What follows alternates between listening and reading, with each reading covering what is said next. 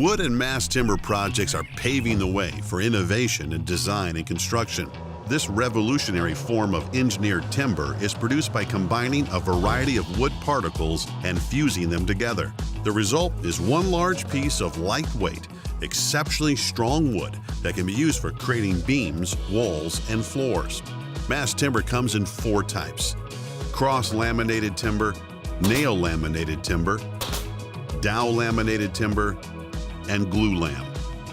The material offers a number of advantages. First, its high ratio of strength to weight means mass timber structures are lighter than steel or concrete structures of comparable size, but they're just as strong.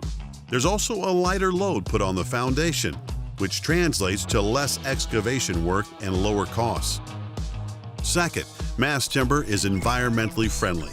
Unlike steel or concrete production that emits greenhouse gas, buildings made with lumber use sustainable forestry practices that benefit the earth. Finally, an exciting development is the change in building codes. In the past, wooden structures were limited to 6 stories, but now mass timber buildings can rise to new heights, up to 18 stories. This change to the code is due in part to the material's strength. Extensive testing has proven that mass timber, and in particular CLT, meets the same requirements as steel and concrete. While wood has been used as a building material for centuries, its limitations led to the popularity of stronger, more durable materials.